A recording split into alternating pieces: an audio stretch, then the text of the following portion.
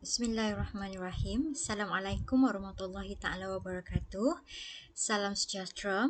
Okey, bertemu lagi kita di video ini. Okey, masih lagi membincangkan bab 3 iaitu konflik dunia dan pendudukan Jepun di negara kita. Okey, saya Cikgu Rohayu binti Ahmad daripada SMK Ibrahim Sungai Petani akan bersama-sama dengan anak-anak semua untuk membincangkan 3.2 iaitu latar belakang Perang Dunia. Okey, pada akhir pembelajaran, cikgu harap anak-anak dapat menerangkan tentang latar belakang Perang Dunia.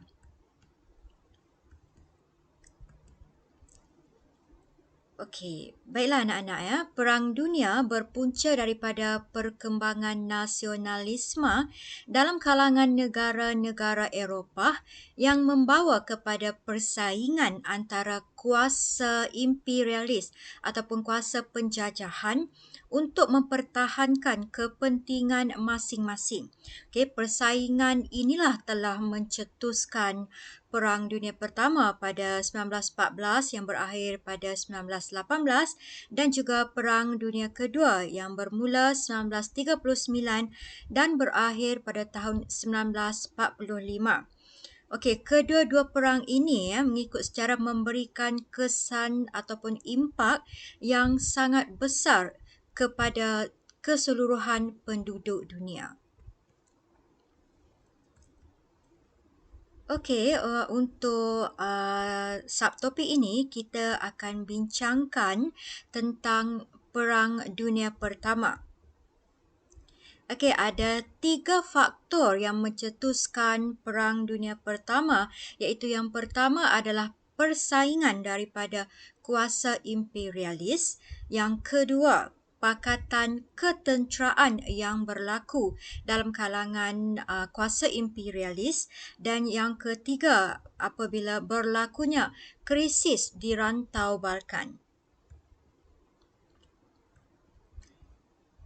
Okey, perkembangan revolusi industri telah menyebabkan berlaku persaingan dalam kalangan kuasa imperialis di Eropah. Okey, mereka masing-masing bersaing untuk mendapatkan tanah jajahan bagi memperoleh bahan mentah seperti arang batu, petroleum dan juga biji timah serta memerlukan pasaran baru bagi hasil industri mereka. Okey, persaingan tersebut telah membawa kepada permusuhan antara kuasa-kuasa besar ini, okey, seperti permusuhan di antara negara Perancis dan juga Jerman. Okey, permusuhan antara kuasa Eropah telah membawa pembentukan dua pakatan ketenteraan iaitu Pakatan Kuasa Tengah dan juga Pakatan Bertiga. Kewujudan Pakatan Ketenteraan telah menyebabkan berlakunya ketidakstabilan politik yang berterusan di Eropah. Okey, seiring dengan persaingan untuk mendapatkan tanah jajahan, negara-negara dalam pakatan ini turut bersaing untuk menghasilkan senjata moden dan masing-masing sedia untuk berperang bagi mempertahankan kepentingan sendiri.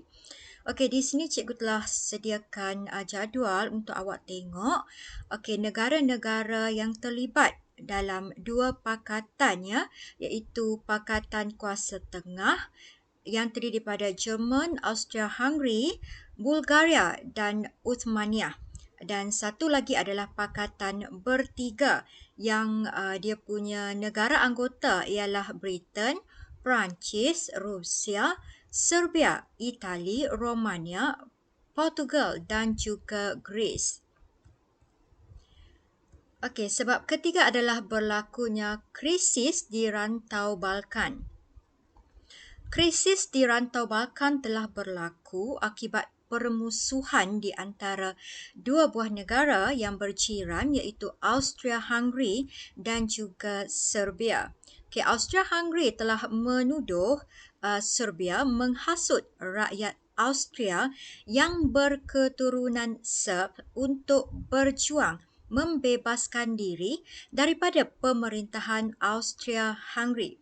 Okay, kemuncak krisis Balkan apabila terbunuhnya Archduke Franz Ferdinand, putera mahkota Austria-Hungary dan juga isterinya Sophie oleh seorang pengganas Serbia semasa mereka membuat lawatan ketenteraan di Bosnia.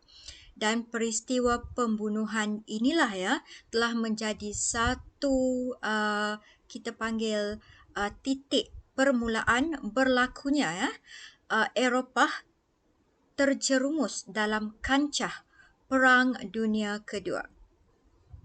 Okey, tadi cikgu ada sebut tentang rantau Balkan. So, sekarang cikgu share dengan awak info tentang rantau Balkan.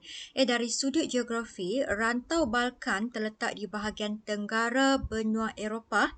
Ya, dia mendapat nama daripada Pergunungan Balkan yang mengunjur dari tengah negara Bulgaria ke timur Serbia.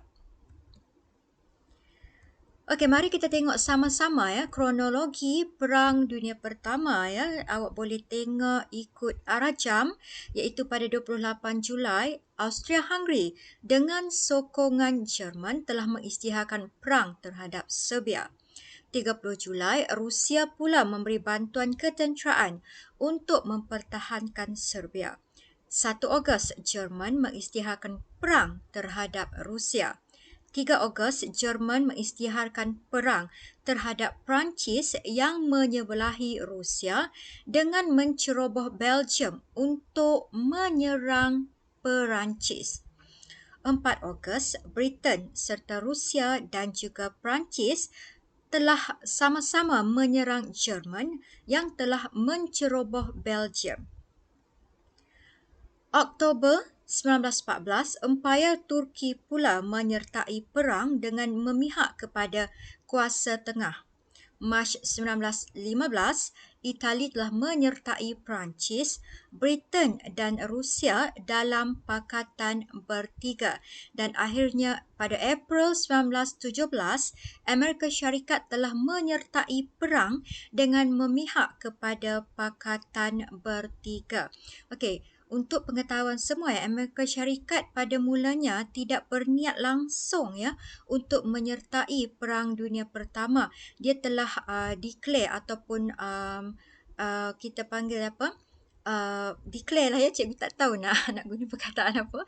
Okey, Amerika Syarikat dia telah declare bahawa dia tidak akan menyertai atau bersekongkol dengan mana-mana pakatan ya. Namun apabila Jerman telah memusnahkan kapal ya hak milik Amerika Syarikat dan menyebabkan ratusan rakyat Amerika Syarikat mati ya dalam serangan kapal tersebut, menyebabkan Amerika Syarikat sangat marah dan terus menyertai perang ya dengan memilih Pakatan Bertiga. Okey, ini adalah lokasi Perang Dunia Pertama yang berlaku di antara kuasa tengah dengan Pakatan Bertiga ya. Okey, ada tanda dot lah dot merah tu. Ya, kita tengok ada beberapa tanda dot merah. Okey, itu adalah kawasan-kawasan berlakunya pertempuran. Okey, kalau awak tengok adanya garis putus-putus, itu adalah sempadan pertemuan barat dan juga ada arrow berwarna jingga atau purple, itu adalah menunjukkan kemarahan kuasa tengah. Okey, pada mulanya kuasa tengah ni sangat-sangat agresif ya menyerang Pakatan Bertiga. Okey, namun kita tengok di akhir Perang Dunia Pertama ya Amerika Syarikat telah bangun ya sebagai hero. Okey, ada 3 undang-undang yang diluluskan berkaitan perang. Okey, ini semua cikgu ambil dekat sudut maklumat dalam buku teks ya. Di antara undang-undang yang telah diluluskan pada tahun 1914 ialah to vest in the High Commission exceptional power in time of public emergency enactment 1914. The Trading with Enemy Enactment 1914 dan juga The Naval and Military News 1914. Okey.